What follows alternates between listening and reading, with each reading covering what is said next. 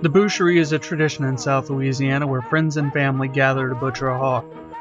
Before refrigeration came along, meat had to be cooked to preserve quickly. The boucherie served as a way to distribute that meat. Though modern people in South Louisiana have no shortage of refrigerators, in fact, many have extra out on the carport, the boucherie is hung on and become a celebration of Creole and Cajun culture. Boucheries and really all of Southern cooking on a much larger scale is that mixture of cultures. And of course, a lot of the cooking techniques on that boucherie, especially when we're looking more at cochon de laits and cooking over open fires and things like that and coals, a lot of those techniques were picked up from natives.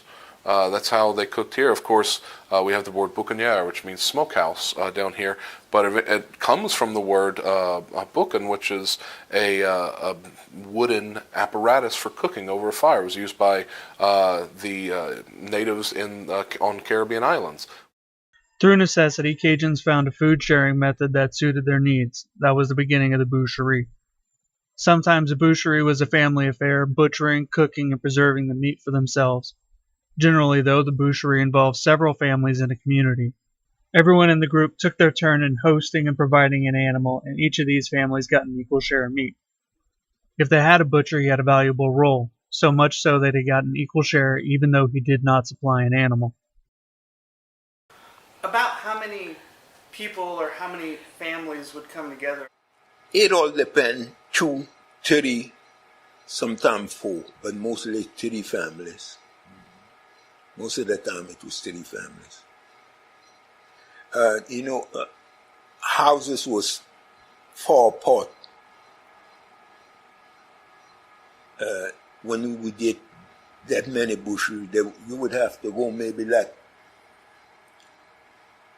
a mile, 2 or 3 miles before you get to your neighbor. So the closest ones would get together and have the boucherie at their house each their turn. I would think about 6 or 7 families, the husband, the wife, and their kids, how many kids they had, they would all come. It was a backyard full. By the time the families got together, the work had already begun. Firewood gathering and other prep work would have been done the day before. First thing in the morning, a fire was lit around a cast iron cauldron filled with water. When that water was hot enough to scald the hair off the pig would be dispatched, often by gunshot. Quickly after that, the pig's throat would be cut and the blood collected for blood boudin. First thing we done was kill the pig. And they stuck a knife in the pig's heart to make it bleed. The reason you bleed the pig is if you let the blood clabber inside the meat is no good. So you have to get the blood out. And the second reason is you can make red boudin with the blood.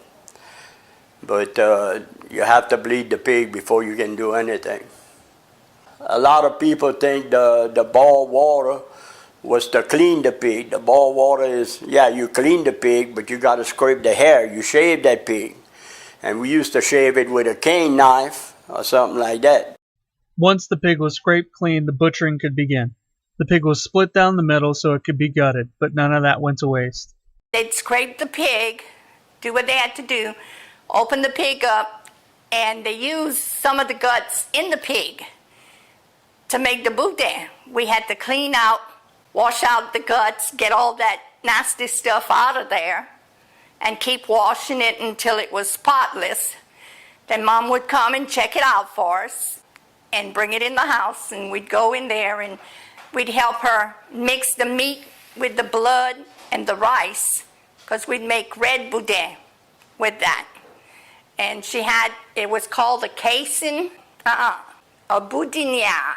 We'd take it out, put the boudinière on the end of the gut, and we'd stuff it with the rice and the meat that she had cooked and make the boudin. We'd make red boudin, we'd make white boudin. Once gutted, the pig would be sectioned and hung to allow the blood to drain from the meat. It would then go to different stations where people would prepare their dishes. When I was growing up, everybody had their specialty. One guy was on gratons because he was rendering lard so that we could use the lard to fry fry some pork chops.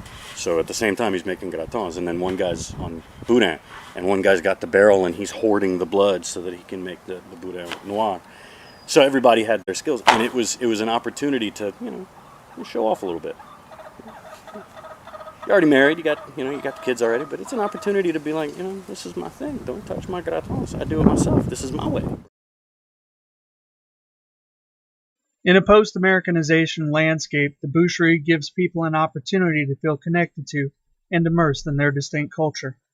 The kind of revival you've seen of boucheries by a lot of young folks, a lot of it is people wanting to connect with their history, but most of them there, even the people leading it, even the people with the most passion for that history, most of them are there to have a good time and come together. And just because we're doing something that's a historical celebration, historical process that people did in the past, those people in the past were doing it to come together, to socialize, to reinforce bonds of community, to reinforce friendships, to meet new people. That's why we do anything. That's humanity right there. So I think that's why you see that's probably the most important purpose. I think it's more to show our history and our culture at the time, what we used to do. I believe that's what the Boucherie is for. If it would be just to do what they would do, they wouldn't do it in front of people. They'd do it on their own by just feeding their own pigs and butchering their own pigs. At one point, boucheries were used to preserve meat. Today, boucheries are used to preserve culture. I've done several classes at Vermilionville on boudin, jambalaya, and crackling. I demonstrate some for the kids. I'm trying to pass this on so everybody, my kids and all of them, can pass it on to their generation. Because when we die off, the boucherie gonna die off too, if we don't pass it on. Not that it's beyond analysis, it's that the group that participates in it don't realize that they're participating in group identity and maintenance of cultural norms and, you know, courtship ritual. You know, they don't see that. You know, they don't see that the young boy who fed the smoker one day is, they say, hey, you want to come help us butcher? And like, that's a rite of passage. We don't call it a rite of passage, just, oh, you're old enough now, come work the knives, you know, and we'll get one of your cousins, you know, Jude Michael can go stoke it, and you can do the cutting, and you're like, the big boy table. We're not talking about you, we're talking about pigs.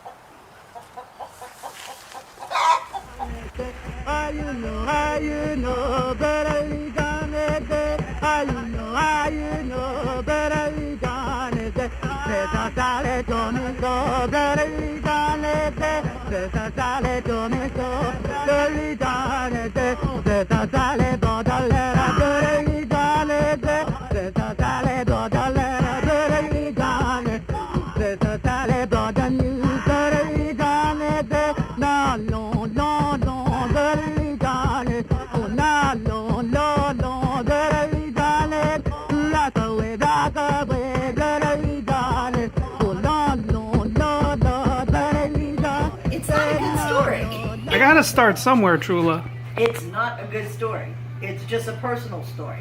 But I'm covered in blood and all this stinky crap from doing the boucherie and skinning it and, you know, all this stuff. And here comes my boyfriend, well, the guy that I was interested in, and he stops and asks me for a date for that night. And I'm covered in pig blood all over me.